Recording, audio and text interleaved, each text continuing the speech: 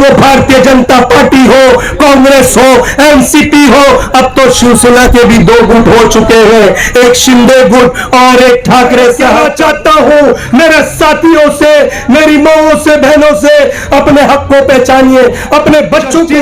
गोगोई साहब ने, आपको पता है उसके बाद उनको क्या करना पड़ा? 3 बड़े बड़े जजमेंट देने पड़े। कौन सा जजमेंट? बाबरी मस्जिद, राम मंदिर लिटिगेशन जजमेंट दिया गया। ना कोई आधार, ना कोई एविडेंस। सभी को सबसे पहले सलाम और नमस्कार। आप सभी को पता होगा कि आज यह आंदोलन का मुद्दा क्या है और किस विषय पे यह आज आंदोलन लिया गया। आपको पता है, जो विधानसभा में एक आवाज गूंजती है, जो हम सबके रहनुमा है, जो एक नेता जो बेबाक तरीके से बात करते हैं, जिनका नाम है माननीय श्री अबू हाशिम आजमी साहब।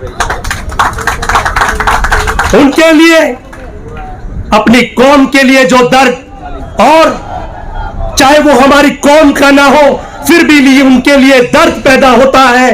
और वो अबू हाशिम साहब, चाहे सड़क हो, विधानसभा हो, या फिर इतराफ के इलाके हो, वहां पर हमारी तुम्हारी आवाज बनकर जो नेता खड़ा होता है, जिसका नाम है अबू हाशिम आजमी साहब।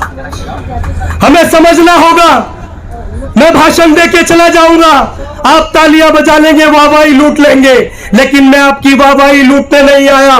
मैं मेरा सिद्दीकी साहब और सभी तमाम सीनियर लीडर और तभी तमाम सीनियर लीडरों से, मेरी माताओं से, बुजुर्गों से मैं कहना चाहता हूं, अपने हक को पहचानिए। आज हमारे साथ क्या हो रहा है? नहीं तो अगर आज तुम और हम अपने हक को नहीं पहचानोगे तो श्रीलंका में जाके देख लो कि श्रीलंका का आज जो हाल है, वो आने वाले 5-10 सालों में भारत का हाल हो सकता है।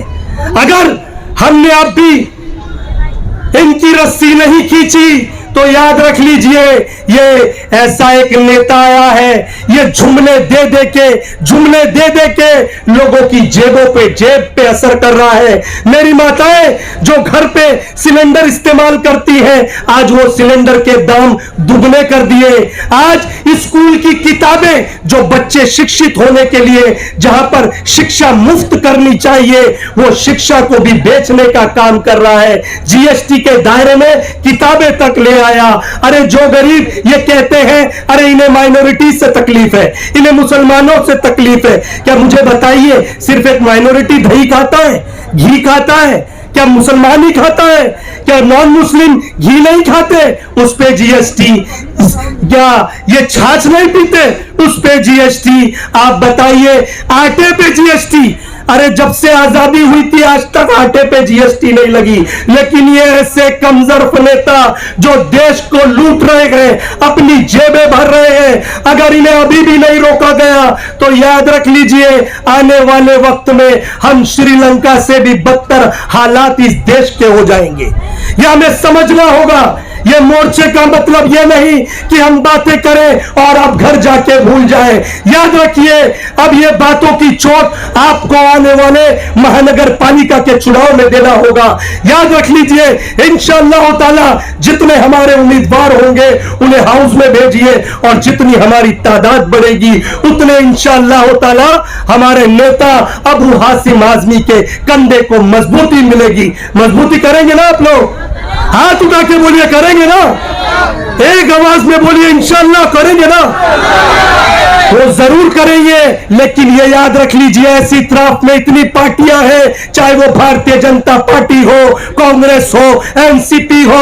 अब तो शिवसेना के भी दो गुट हो चुके हैं, एक शिंदे गुट और एक ठाकरे साहब का गुट। अब तो यहां भी टुकड़े टुकड़े चलने लगे हैं। कुछ लोग हमें कहते थे, अरे ये टुकड़े टुकड़े गैंग के लोग हैं। साहब, अब हमें आप बता दीजिए, आप कौन से टुकड़े के गैंग हैं? क्योंकि आप भी टुकड़े हो चुके हैं, आप भी वो टुकड़े में जा चुके हो। मैं ये कहना चाहता हूं मेरे साथियों से, मेरी माओं से, बहनों से, अपने हक को पहचानिए, अपने बच्चों को एजुकेशन दीजिए, अपने बच्चों को यूपीएससी एग्जाम में बिठाइए, अपने बच्चों को माइनॉरिटी में जब नाम आए जाए तो इंशाअल्लाह ताला हमारे बच्चे भी आईएएस आईपीएस बनने चाहिए, हमारे बच्चे भी यूपीएससी की श्रेणी में आने चाहिए। लेकिन हमसे वो दर्जा छीनने की बात की जा रही है। और दर्जा कौन छीन रहा है?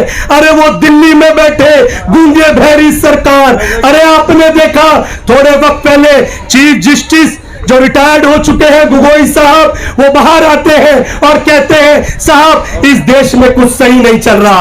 वो कहते हैं कि हमारी अदालतों को भी मुंह बंद करने के लिए कहा जा रहा है, हम पे प्रेशराइज किया जा रहा है। मैं कहना चाहता हूं आखिर क्या वजह आन पड़ी थी कि जस्टिस गोगोई साहब ने, आपको पता है उसके बाद उनको क्या करना पड़ा? 3 बड़े बड़े जजमेंट देने पड़े। कौन सा जजमेंट? बाबरी मस्जिद राम मंदिर लिटिगेशन जजमेंट दिया गया। ना कोई आधार, ना कोई एविडेंस, ना कोई पक्ष, इमोशन के आधार पे। ये मुबारक हो हिंदुस्तान में सुप्रीम कोर्ट भी इमोशन के आधार पे चल रही है। उसके बाद राफेल डील का जो करप्शन हुआ, घोटाले हुए, हवाई जहाज खरीदी गए, जब मोदी जी के पर निशाना साधा गया तो उसमें भी गोगोई साहब ने उन्हें क्लीन चिट दे दी। उसके बाद सबरीमाला जजमेंट, वो भी किसके हक में आया? आपको सब बेहतर जानते हैं। ये जब डील की गई, आपको पता है गोगोई साहब को गिफ्ट में 4 महीने में राज्यसभा की सीट दे दी गई। यह बड़े शर्म और अफसोस की बात है। अगर कानून में बैठे लोग इस तरह की डीलिंग करेंगे तो हम और आप किससे न्याय मांगेंगे? क्या पुलिस से हम न्याय मांगेंगे? क्या कानून के रक्षकों से मांगेंगे? नहीं। जब इस तरह के अंधपट्टी बांधकर ये लोग कानून को अंधसंध जवाब देंगे तो याद रख लीजिए हम और आपको रस्तों पे आना होगा अपने हक के लिए, अपनी लोगों के लिए। और जब ये जनता जनार्दन होती है, जब आप और हम मिलकर जब सड़कों पर आएंगे, अपनी न्याय की बात करेंगे, हक की बात करेंगे, तो याद रख लीजिए अच्छे अच्छों को झुकना पड़ता है। और ये जनता ही है जिसको आज आसमान पर और कल जमीन पर उठा के फेंक देती है। यह आपकी ताकत है, उसे पहचानिए। यह आपकी ताकत है। आप हैं तो हम हैं, आप नहीं तो हम कुछ नहीं, क्योंकि हम बोलेंगे चले जाएंगे। लेकिन याद रख लीजिए जो बेबाकी से बात करते हैं विधानसभा में, हमारे नेता अबू हासिम साहब जो एक नेता है, और उनके साथ हमारे दूसरे एमएलए, हमारे विधायक रईस शेख साहब, हम चाहते हैं इतनी तादाद में समाजवादी के विधायक दो जो ये दूसरे गुट और तीसरे गुट के बात हो, ये पूछना पड़े इन्हें झुक के कि अबू हासिम साहब ये बिल मैं पास करूं क्या नहीं करूं? अबू हासिम साहब को इतनी मजबूती दे दो कि अबू हासिम साहब ये बिल पास करूं या नहीं करूं? अबू हासिम साहब बोलेंगे कि अगर सेकुलरिज्म पे होगा, लोगों के हक में होगा, हित में होगा तो पास कीजिए, और नहीं करोगे तो फिर हम तुमसे समर्थन नहीं करते। जाइए, 2 गुट तो बन गए हैं और तोड़ के तीसरा गुट बना लीजिए, हमें कोई फर्क नहीं पड़ता। लेकिन ये कब होगा? जब आप एक होंगे। आपकी ताकत, एक वोट की ताकत बहुत बड़ी ताकत होती है। मेरी माओ, मेरे बुजुर्गों और मेरे दोस्तों, ये बात को समझिए। मैं बोलूंगा चला जाऊंगा, लेकिन आपको आपके हक को पहचानना है। अपने बच्चों को इतना मजबूत कीजिए, 2 रोटी कम खाइए, लेकिन अपने बच्चों को एग्जाम पास कराइए, इंजीनियर बनाइए अपने बच्चों को डॉक्टर बनाइए, अपने बच्चों को लॉयर बनाइए। और यह आवाज विधानसभा में जब गूंजे और लोकसभा में जब गूंजे तो उन्हें लगना चाहिए कि यह आवाज शेरे हिंद, हिंदुस्तान का नायक अबू हासिम आजमी का साथी होगा, ये उसका कार्यकर्ता होगा।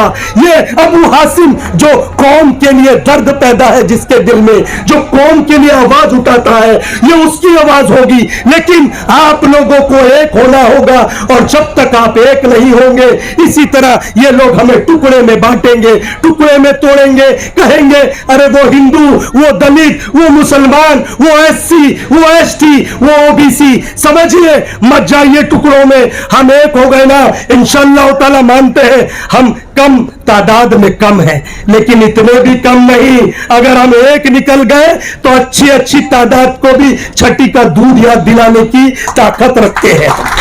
लेकिन यह समझना होगा, मैं ज्यादा ना कहते हुए अब पार्टी में और भी नेताओं को बोलना है। बस मैं आपसे बस यही कहूंगा कि एक आवाज में नारा दीजिए, अखिलेश यादव, अबू आसिम आजमी, अखिलेश यादव, अबू आसिम आजमी, बोल समाजवादी हल्ला बोल। जय हिंद, जय भारत, जय भीम, जय समाजवाद।